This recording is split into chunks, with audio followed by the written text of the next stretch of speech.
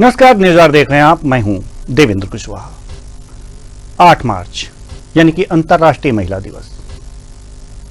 यह ऐसा दिवस जो महिलाओं के लिए एक उत्साह वर्धन का काम करेगा और करता ही आया है। इस दिन हम उन महिलाओं से आपको मुलाकात कराते हैं जो अपने क्षेत्र में अपना ही नहीं, अपने परिवार का ही नहीं, अपने समाज, अपने देश का नाम का परचम फहराती हैं। आज ऐसी ही एक शख्स, एक महिला जो एक क्षेत्र में पुलिस सेवा में एसीपी के पद पर कार्यरत हैं, ऋचा जैन जी, जो हमारे बीच उपस्थित है। बहुत बहुत स्वागत है आपका हमारे इस कार्यक्रम में। पुलिस की वर्दी एक ऐसी वर्दी जिसे देख करके पहले लोग डरते थे। इस पुलिस सेवा पर पुरुषों का एकाधिकार हुआ करता था, लेकिन अब महिलाएं भी पुलिस की वर्दी में आकर के सुरक्षा का काम कर रही हैं। सबसे पहले तो हम आपसे ये जानना चाहेंगे कि आखिर पुलिस सेवा में ही क्यों एक महिला होकर अन्य क्षेत्रों में भी हाथ आजमाया जा सकता था, लेकिन पुलिस सेवा में ही क्यों? देखिए, पहले से तो मुझे पुलिस सेवा में नहीं जाना था। ऐसा कुछ नहीं था कि पुलिस सेवा में ही जाना है। पीएससी मैंने फाइट की थी। मैं जब छोटी थी तो जैसे वो मूवीज में दिखाते हैं कि उस पर ठप्पा लग जाता है कि आईएएस ऑफिसर बनना है, ऐसे मेरे ऊपर भी मेरे फादर ने ठप्पा लगा दिया था कि आईएएस ऑफिसर ही बनना है। तो उनका क्लियर था कि भाई तुम कुछ भी करो, आपको आईएएस की ही तैयारी करनी है। तो मैंने यूपीएससी सिविल सर्विसेज की तैयारी की एंड उसके बाद एग्जाम फेस किया और ऑब्वियसली रैंक के आधार पर मुझे डीएसपी पद मिला। बट मेरे जो फादर थे वो भी पुलिस ऑफिसर थे और उसी से रिटायर हुए थे। तो लोगों का रहता है कि यार हमेशा जो बेटा है वो अपने बाप का उत्तराधिकारी बनेगा। तो मुझे एक जो पुरानी मिथ थी उसको तोड़ना था। बेटी भी तो अपने पिताजी की उत्तराधिकारी बन सकती है। तो मुझे सबने बोला कि नहीं, फिर से पीएससी फाइट करो और करो। मैंने कहा नहीं, मैं जिस भी पद पे जाऊंगी मुझे देश की सेवा करनी है, समाज की सेवा करनी है और इस पद से भी मैं वो जो मेरा उद्देश्य है वो मैं पूरा कर सकती हूँ। और मैं अपने पापा को बचपन से देखती आ रही थी, तो उनके यूनिफॉर्म मुझे प्रोत्साहित तो करती थी सिविल सर्विसेज में जाने के लिए। तो मुझे लगा कि नहीं, जैसा मेरे फादर ने काम किया, अच्छा मैं भी वैसे ही काम करूंगा। फिर मैंने चुना कि मैं इसी फील्ड में आगे बढ़ूंगी। जी, माता जी का क्या रिएक्शन था जब आपको वर्दी मिली? वो भी खुश थी, उन्होंने भी फादर को देखा था। थोड़ी सी डरी भी हुई थी क्योंकि मैं बचपन से बहुत शांत स्वभाव की थी, बहुत सीधी सादी थी। हम 3 भाई बहन थे, उनमें सबसे सीधी सी थी। उनको लगता था कि इतनी मासूम सी लड़की पुलिस में कैसे जाएगी, उसको सब प्रताड़ित करेंगे या उसको सब परेशान करेंगे तो वो कैसे काम करेगी।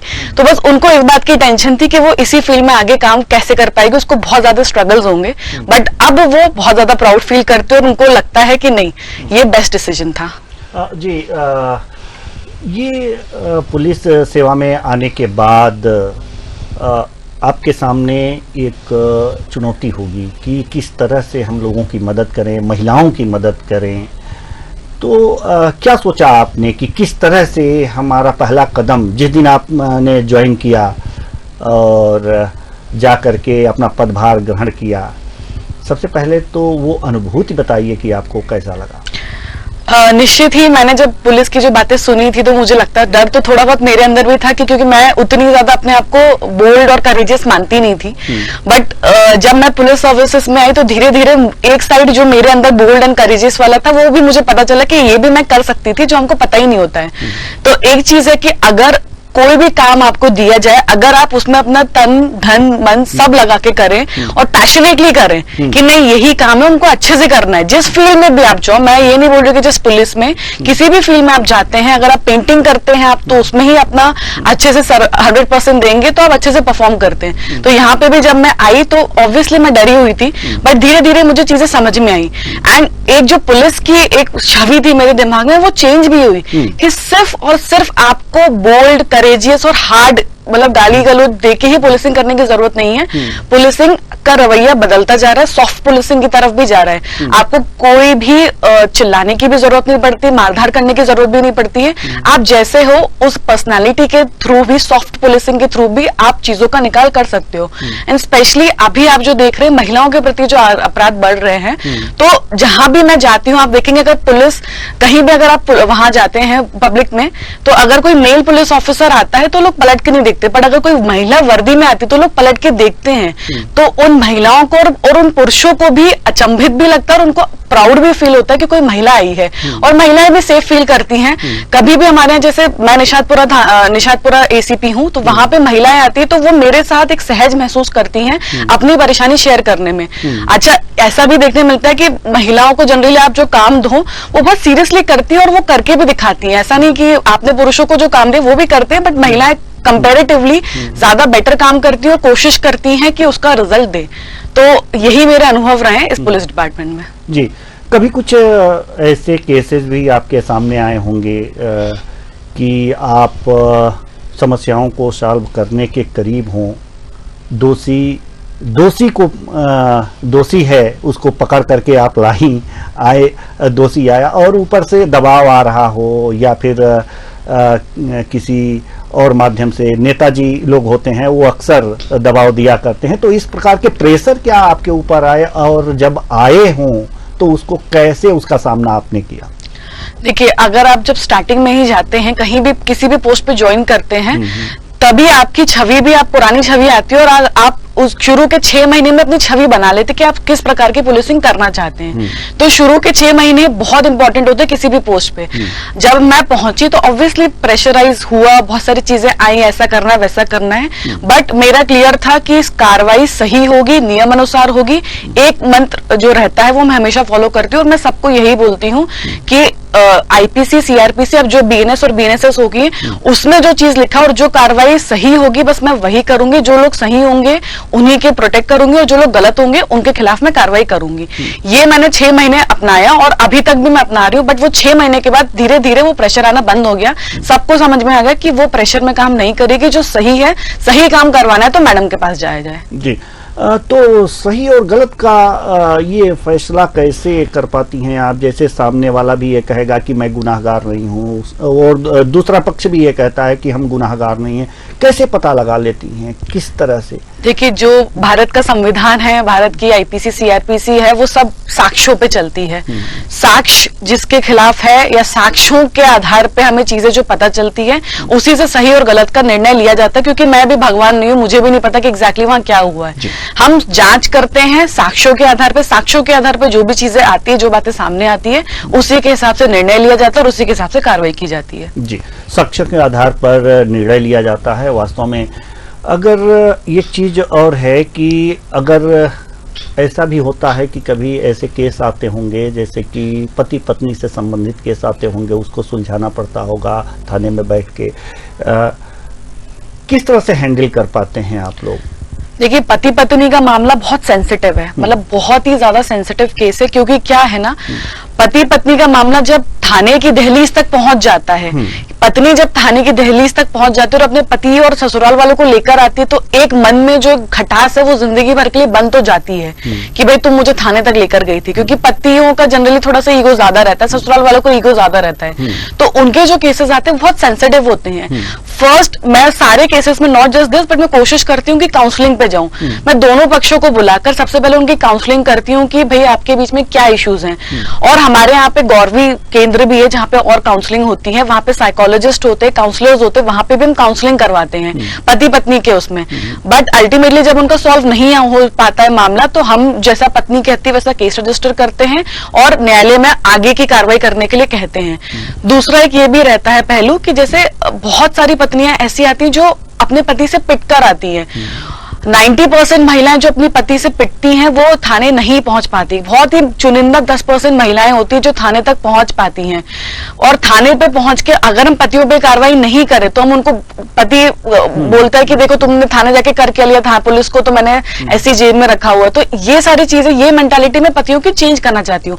ऐसे पति जो सीरियसली गुनाह करते हैं अपने पत्नियों के खिलाफ, वाइफ को परेशान करते हैं, उनके साथ मारपीट करते हैं, उनके खिलाफ मैं कोशिश करती हूँ स्ट्रिक्टेस्ट एक्शन लिया जाए। उनको पता चले कि पत्नी अगर इतनी हिम्मत करके, वो 90% में से 10% निकल के आई हैं और इतनी हिम्मत करके आई है जिसको पता है कि थाने जाने के बाद अब हमारा रिलेशनशिप वैसा नहीं रहेगा, उसके बाद भी अगर हिम्मत करके आती हैं तो हम कोशिश करते हैं कि तुरंत कार्रवाई करें, त्वरित कार्रवाई करें और पतियों के खिलाफ स्ट्रिक्टेस्ट एक्शन लें।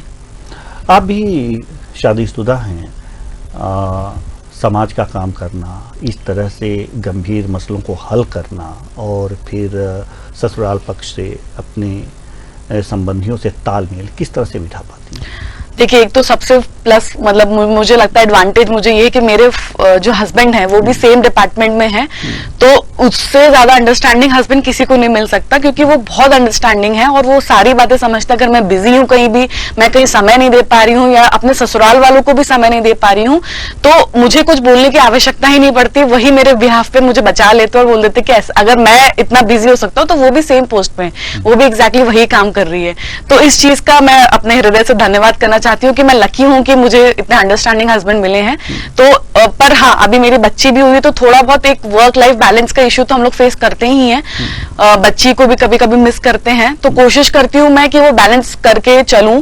हाँ, ये जरूर है कि पहले से मेरे काम बढ़ गए हैं। पहले मुझे जितना मैं काम करती थी अब उससे ज्यादा मुझे काम करना पड़ता है, क्योंकि घर पे भी बच्चे के साथ लगना पड़ता है। बट वो मुझे लगता है कि अगर आपका जीवन साथी समझदार हो, और आपके मेरे ससुराल वाले भी एक्चुअली बहुत अच्छे हैं, तो उनका सपोर्ट है, मेरे हस्बैंड का सपोर्ट है, तो उसके दम पे मैं अच्छे से वर्क लाइफ बैलेंस कर पा रही हूँ। जैसे कि अभी मध्य प्रदेश में देखा जा रहा है या किसी राज्य में देखा जा रहा है कि जो महिलाओं के प्रति अपराध हो रहा है, हालांकि अब पिछले साल से एनसीआरबी की अगर जो रिपोर्ट देखी जाए तो इस साल कुछ कम हुआ है, एक साल के दौरान कुछ कम हुआ है, लेकिन महिलाओं के प्रति हिंसा तो हो रही है, अपराध हो रहे हैं। ऐसे में इसे कम करने के लिए और क्या उपाय होने चाहिए और कितनी पुलिस को तत्पर होना चाहिए, और खासकर एक महिला पुलिस अधिकारी? देखिए, पहले तो मैं थोड़ा सा आपकी बात से सहमत हूँ। महिला अपराध पहले भी थे, महिला अपराध अभी भी हैं। बढ़े इसलिए हैं कि शायद मुझे लगता है कि महिलाओं में जागरूकता बहुत ज्यादा आ गई। जो मैं आपको बता रही थी कि 90% महिलाएं आती नहीं है थाने पे, जो 10% आ रही है, पहले वो 99% होता था। 99% पहले महिला आते नहीं थे, उनके खिलाफ कुछ भी होता था, सिर्फ 1% आती थी। तो आई थिंक जो सरकार ने और पुलिस ने और जितनी भी इकाइयां हैं, उन्होंने महिलाओं को जो जागरूक किया है, आई थिंक उससे भी काफी अपराध का रजिस्ट्रेशन बढ़ा है। अपराध मुझे लगता है लगभग उतने ही पहले होते थे और उतने ही अभी होते, पर अभी रजिस्ट्रेशन बढ़ा है। अब महिलाएं डरती नहीं है कि नहीं मेरी बदनामी होगी या मुझे आगे जाके दिक्कत जाएगी। वो अब खुले में आके समझाती हैं कि मेरे साथ गलत हुआ और मुझे न्याय चाहिए, तो वो अपने न्याय के लिए अब लड़ना जानती हैं। महिलाओं को हम इतना सशक्त कर चुके हैं कि वो अपने लिए लड़ाई लड़ रही है। दूसरा, क्योंकि मैं महिला ऑफिसर हूं, तो मेरा यही है कि इन ऐसी महिलाओं को प्रोत्साहित करें, उनको हर स्टेज पे कॉन्फिडेंट फील करवाएं कि नहीं आपको, क्योंकि हमेशा महिला है तो हर स्टेज पे उनको बोला जाता है कि आपको आगे जाके समस्या जाएगी, आप बार बार कितनी बार कोर्ट जाओगे, कोर्ट के चक्कर लगाने पड़ेंगे। बट हम कोशिश करते हैं कि ऐसे मामलों में जितनी जल्दी हो सके उतनी अच्छे से विवेचना करें, जल्दी से विवेचना करें, और कोर्ट भी कोशिश करता है कि ऐसे मामलों में फास्ट ट्रैक के आधार पर उन कोर्ट केसेस का निकाल करें, ताकि महिला परेशान ना हो। पर उसके बाद भी एक बचता है कि जब महिला जीत जाती है, हार जाती है, जो भी केस लड़ती है, उसके बाद उसको रिहैबिलिटेट करना।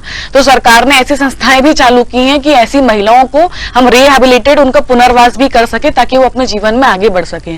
तो एज महिला ऑफिसर मैं कोशिश करती हूँ कि जब महिला आए तो उसकी शिकायत पहली बात तो सुनी जाए और उसको मैं प्रॉपरली गाइड कर पाऊं कि उसको कहां पर जाना है। अगर पुलिस से संबंधित मैटर है तो पुलिस से संबंधित, उसके अलावा सरकार की जितनी भी इकाइयां हैं जो महिलाओं के लिए बनी, जो महिलाओं के सपोर्ट के लिए बनी, ऐसी महिलाओं के जिनके साथ अपराध हो रहे हैं, वहां तक उनका कोऑर्डिनेशन करवा सकूं, उनको पहुंचा सकूं, ताकि आगे भी उनको मदद मिलती रहे।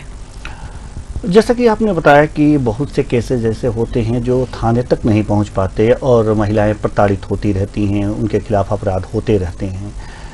सवाल यह है कि पुलिस क्या ऐसा कुछ अवेयरनेस कार्यक्रम नहीं चला सकती कि महिलाएं अवेयर हों, जागरूक हों, उनके अंदर और जागरूकता हो, खासकर ग्रामीण इलाकों में। शहरी इलाकों में तो महिलाएं और बच्चियां जागरूक तो होती हैं, लेकिन ग्रामीण इलाकों में ऐसा देखा जाता है कि वो सहती रहती हैं। तो इस अवेयरनेस प्रोग्राम के जरिए उन्हें और अवेयर किया जाए कि अपने खिलाफ हो रहे अपराधों का वो प्रतिकार कर सकें। जी, मैं आपसे अब बिल्कुल सहमत हूँ। सरकार ऐसे अवेयरनेस प्रोग्राम चलाती भी है, जागरूकता अभियान चलाती भी है, और पुलिस भी अपने स्तर पे हर महीने कोशिश करती है कि मोहल्ले में जाके या ऐसे मोहल्ले में जाके जहां से महिला संबंधी अपराध बढ़ रहे हैं, वहां पे जाके महिला अधिकारियों को लेकर जाती है और वहां से जन संवाद करती हैं और उनको इन अपराधों के प्रति जागरूक करती है। तो हमें लगता है एज महिला अधिकारी हमारी एक और जिम्मेदारी बढ़ जाती है, हमारी एक और ड्यूटी बढ़ जाती है कि जहां भी मेरी पद स्थापना होगी, और मैं भी कोशिश करती हूँ, मैं निशातपुरा, छोला मंदिर, गांधीनगर देखती हूँ, वहां पे महिला संबंधी अपराध बहुत ज्यादा और इनफैक्ट बच्चों के संबंधी अपराध भी बहुत ज्यादा हैं। तो हम लोग महिला और बच्चों को मिलाकर जन संवाद करते हैं और ऐसे मोहल्लों में, क्योंकि हमारे पास डेटा रहता है, उस डेटा के आधार पर उन मोहल्लों में जाते हैं और वहां पे जन संवाद करके महिलाओं और बच्चों को बुलाते हैं और उनके अधिकारों के प्रति, बस ऐसे अपराधों के प्रति उनको जागरूक करते हैं। ये तो बहुत अच्छी बात है कि जागरूक करती हैं आप, और वहाँ पर जाती हैं, लोगों से मिलती हैं, महिलाओं को जागरूक करती हैं। लेकिन एक चीज़ और जो है वो बड़ी ही महत्वपूर्ण है कि जो बच्चों, यानी कि जो छोटी बच्चियों के साथ जो अपराध होता है वो बहुत ही घृणित अपराध है, और अधिकतर माँ बाप भी उसमें क्या करते हैं, संकोच करते हैं कि चलिए अगर जो, और साथ ही साथ एक चीज़ और होता है कि बैड टच और ये गुड टच के बारे में भी लगभग बच्चियों को, अभी जो छोटी बच्चियां हैं उनको पता नहीं होता है। तो अगर जो ऐसे कुछ विशेष कार्यक्रम, क्या इस जो अवेयरनेस कार्यक्रम आप चलाती हैं, क्या उसमें भी इस बात को बताया जाता है, उन बच्चियों को बताया जाता है कि इस तरह से भी होता है और इसका इस तरह से आपको सामना करना है? जी, इस टाइप के जो अपराध होते हैं जो छोटी बच्चों के साथ होते हैं, उसमें हम उनको समझाते हैं कि बैड टच गुड टच क्या होता है, और 18 साल से पहले आपको क्या क्या चीजें नहीं करनी है, आपके साथ चीजें हो रही है तो आपको रिपोर्ट करनी है। पर मैं हमेशा ये चीज मानती हूँ और हमेशा ये बोलती हूँ कि prevention is always better than cure. तो उनके साथ अपराध हो उसके पहले ही हमें रोकना है। अपराध हो गया, किसी ने बैड टच कर दिया, उसके बाद वो रिपोर्ट करे तो हम तो ऑब्वियसली करेंगे कार्रवाई। तो इसलिए इस पर मेरा एक टेक ये भी रहता है कि जो उसी एज के बच्चे रहते हैं, लड़के जो रहते हैं स्पेसिफिकली, मैं उनसे भी बात करती हूँ, उनको भी जेंडर सेंसिटाइजेशन की बात करते हैं, क्योंकि ऐसे अपराध तभी बंद होंगे जब लड़कों की समझ में आ जाएगा कि ये काम गलत है। लड़कियों को तो पता है ये काम गलत है, पर उनके साथ होगा तो फिर उसके बाद ही वो हम उसको रोक पाएंगे। बट उसके पहले रोकने के लिए हमें लड़कों को सिखाना पड़ेगा कि क्या चीज लड़कियों के साथ सही है, क्या चीज लड़कों के साथ गलत है। जैसे हम बच्चों को टेबल मैनर्स सिखाते हैं जब बच्चे छोटे रहते हैं, या ये चीज सिखाते हैं कि बड़ों का आदर करना चाहिए, ये करना चाहिए, वो करना चाहिए, ऐसे हमें बच्चों को भी, मैं पेरेंट्स को समझाती हूँ कि हमें बच्चों को भी सिखानी है, लड़कों को स्पेसिफिकली, कि हमें अपनी बहन और आसपास जितनी भी महिलाएं हैं उनसे कैसे बात करनी है, क्या उनके साथ बात करनी है, क्या बात नहीं करनी है, कैसे उनसे दूरी बना के रखना है, कितना डिस्टेंस मेंटेन करना है। तो अब ये दौर आ गया है कि हमें लड़कों को समझाना पड़ेगा ताकि हम इन अपराधों पे कंट्रोल कर पाए। जी, जो ग्रामीण क्षेत्र की लड़कियां हैं और जो शहरी क्षेत्र की लड़कियां हैं, इन सब के साथ जो अपराध होते हैं, इन बच्चियों से आप क्या कहना चाहेंगी? जो वयस्क हैं, जो अल्प वयस्क हैं, उनके बारे में तो आपने बताया, लेकिन जो वयस्क हैं उनके बारे में किस तरह से अपने आप को सुरक्षित रखना है, क्या कहना चाहेंगी, क्या संदेश देना चाहेंगी आप उनको? देखिए, जो महिलाएं 16, 17, 18 साल या और उससे बड़े के एज ग्रुप में आती है, उन सभी महिलाओं और बच्चियों के लिए मेरा एक संदेश है कि महाभारत के युग में कृष्ण जी हुआ करते थे और वो आपको बचाने आते थे, बट वहां द्रौपदी को बचाने आते, बट इस युग में कोई कृष्ण जी आपको नहीं बचाने आने वाले हैं। पुलिस है आपको, पर पुलिस का रोल थोड़ा सा बाद में रहता है, पहले क्योंकि पुलिस की संख्या काफी कम है, तो वो भी आपको बचाने में उतनी अच्छी सक्षम नहीं है। तो हमें अपनी सुरक्षा स्वयं करनी चाहिए। इंडियंस में, भारतीयों में ऐसी आदत है कि सुरक्षा सबसे आखिरी मापदंड होता है, बट मुझे लगता है कि महिलाओं को और सभी जनों को सुरक्षा फर्स्ट मापदंड रखना चाहिए। तो हमें अपनी सुरक्षा स्वयं कैसी करनी है, उसके लिए पहले तो मार्शल आर्ट्स या कोई भी हम ट्रेनिंग लें, प्लस दूसरा, क्योंकि जब तक लड़के सेंसिटाइज नहीं होते, हमें ही अपनी सुरक्षा करनी है, तो हम ऐसी चीजों में इन्वॉल्व ना हो जहां आप अपनी सुरक्षा को खतरे में डाल सके। इसका मतलब ये बिल्कुल भी नहीं है कि मैं आपको ये बोल रही हूँ कि आप रात में बाहर ना निकलें या कुछ भी ना करें। जो आप करना चाहते हैं, बस थोड़ा सा सुरक्षा को फर्स्ट प्रायोरिटी रखते हो, उन चीजों को, उन पैरामीटर्स को यूज करते हुए उन कामों को करें। हमारी लड़ाई रहती है रात में हमें बाहर घूमने जाना है, हमें छोटे कपड़े पहनने दीजिए, हम गलत चीजों की लड़ाई कर रहे हैं। एक इंग्लिश में कहावत है, चूज योर ओन बैटल्स। हमारी लड़ाई होनी चाहिए कि हमको सुरक्षा प्रदान की जाए जब तक लोग नहीं कर रहे हैं। अगर हम वुमेन एम्पावरमेंट की बात कर रहे हैं तो भाई हमें किसी को और की आवश्यकता होनी ही नहीं चाहिए सुरक्षा के लिए, हम स्वयं अपनी सुरक्षा कर सकते हैं। जी, आपको देख करके अगर जो ग्रामीण इलाकों की बच्चियां हैं, पढ़ती हैं, मेहनत करती हैं, ये इंटरव्यू देखेंगी, सोचेंगी कि हम भी ऐसा बन जाएं, लेकिन वैसे परिवेश वहाँ नहीं मिल पाते हैं अपनी सुरक्षा के लिए। जैसे आप मार्शल आर्ट की बात कर रही हैं, तो गांव में ऐसी सुविधाएं नहीं मुहैया हो पाती हैं। तो ऐसी बच्चियों के लिए आप क्या कहेंगे जो आपको रोल मॉडल मान करके वर्दी पहनना चाहती हैं? देखिए, मुझे लगता है इंटरनेट सुविधा आजकल हर गांव तक पहुंच गई है, और मार्शल आर्ट्स तो एक तरीका है। भारतीय, अगर आप गांव में भी जाएंगे तो बहुत सारे तरीके हैं जो अपने मार्शल आर्ट से मैचिंग के होते हैं, उनसे उन जैसे ही होते हैं। हमें कोई बहुत ज्यादा उसका एक्सपर्ट नहीं बनना है, सिंपल बेसिक स्टेप्स होते हैं। और आई थिंक सारे पुलिस के जो थाने हैं या पुलिस की इकाइयां हैं, वहां पर भी आप जाएं और आप उनसे निवेदन करें कि प्लीज हमारे स्कूल में, हमारे कॉलेज में कृपया करके ऐसी क्लासेस लगाएं। तो पुलिस वाले या फिर पुलिस किसी ना किसी एक्सपर्ट को बुला के जरूर आपको ये सिखवाएगी। वैसे तो पुलिस का ये काम है, उन्हें करवाना ही चाहिए। हम कोशिश करते हैं जहां हम लोग पदस्थ हो वहां पे बच्चियों के साथ स्कूल में जाके ऐसा इंटरेक्शन भी रखें। और सृजन करके कार्यक्रम आपको पता होगा जो पूरे मध्य प्रदेश में चला, स्पेशली भोपाल में चला, वहां पे 15 दिन हमने बच्चे और लड़कों लड़कियों दोनों को सेल्फ डिफेंस टेक्निक सिखाई हैं। तो ऐसा प्रोग्राम और भी चलना चाहिए। पर जब तक ये चीजें नहीं हो पा रही, हम चाहें तो हम जाके थाने में या स्कूल में ही बोल सकते हैं कि हमको ऐसी शिक्षा दी जाए ताकि हम सेल्फ डिफेंस की टेक्निक सीख पाए। दूसरा, वही बात मैं रिपीट करना चाहूंगी कि मैं बिल्कुल नहीं बोल रही हूँ कि आप वर्दी धारित करके ही देश की सेवा कर सकते हैं। आप जिस फील्ड में भी जाएं, महिलाएं स्पेशली, आप जिस फील्ड में भी जाएं उसमें अपना 100% दें। आप 100% भी दे दोगे ना, तो आप पुरुषों के से बेटर कंपटीशन और बेटर आप परफॉर्म कर लोगे। और एक बात का बिल्कुल ध्यान रखें कि अपने माँ बाप का सपना पूरा करना सिर्फ हमारे भाई की या उनके बेटे की जिम्मेदारी नहीं, वो हमारी भी जिम्मेदारी है। हमें इस बात को मान लें कि अगर हमको उनसे इक्वल ट्रीटमेंट चाहिए तो हमको उनको इक्वल रिजल्ट भी लाके देना पड़ेगा। हमको ये बोलना पड़ेगा कि नहीं ठीक है, उनको आपने पढ़ाई के लिए इस अच्छे स्कूल में डाला तो आप मुझे भी डालिए अच्छे स्कूल में। हमें कोई एक्स्ट्रा ट्रीटमेंट की आवश्यकता नहीं और हमको स्पेशल ट्रीटमेंट चाहिए भी नहीं महिलाओं को। आप तो सिर्फ पुरुषों के या हमारे भाइयों के बराबर हमें ट्रीटमेंट दे दीजिए, उससे ही हम साबित कर देंगे कि हम उनसे बेटर परफॉर्म कर सकते हैं। तो अपने माँ बाप के सपना पूरा करने की जिम्मेदारी आपकी भी बनती है। आप भी इक्वल बिहेव करेंगे तो आपको इक्वल ट्रीटमेंट मिलेगा। जैसा कि अभी आपने बताया कि आप सिविल सर्विसेज की तैयारी की और अध्ययन किया उसके बारे में, तो सिविल सर्विसेज की तैयारी भी करना चाहती हैं बच्चियां जो ग्रामीण, खासकर ग्रामीण इलाकों में जो बच्चियां हैं, तो ये माना जाता है सिविल सर्विसेज की तैयारी में कि काफ़ी ज़्यादा जो है पढ़ाई करनी होती है, सब्जेक्ट होते हैं, जीएस होता है, दो ऑप्शनल सब्जेक्ट होते हैं, ये तमाम चीज़ें होती हैं, ज़्यादा अध्ययन करना पड़ता है। तो इसमें सच्चाई क्या है, हम आपसे जानना चाहते हैं। देखिए, मुझे लगता है कि सिविल सर्विसेज का एग्जाम अगर आप देखें तो बहुत टफेस्ट एग्जाम होता है पूरे भारतवर्ष का, क्योंकि बहुत लोग तैयारी करते हैं। बट मैं हमेशा ये मानती हूँ कि कोई इंसान सिविल सर्विसेज क्लियर करे चाहे नहीं करे, उसको पढ़ाई जरूर करनी चाहिए, क्योंकि आपको इसमें दुनिया भर की नॉलेज मिल जाती है और आपका पर्सनालिटी में जो चेंज आता है वो आप देखेंगे। क्योंकि आपको पहले लोग जो बात करते होते पॉलिटिक्स के संबंध संबंध में, इंटरनेशनल पॉलिटिक्स के संबंध में हमें पता ही नहीं होता क्या बातचीत चल रही, स्पेशली जो मेल वर्ग होता है।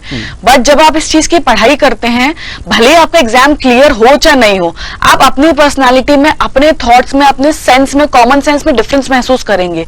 नॉलेज इज पावर, ऐसा लोग बोलते हैं कि भाई ज्ञान में बहुत बड़ी शक्ति होती है।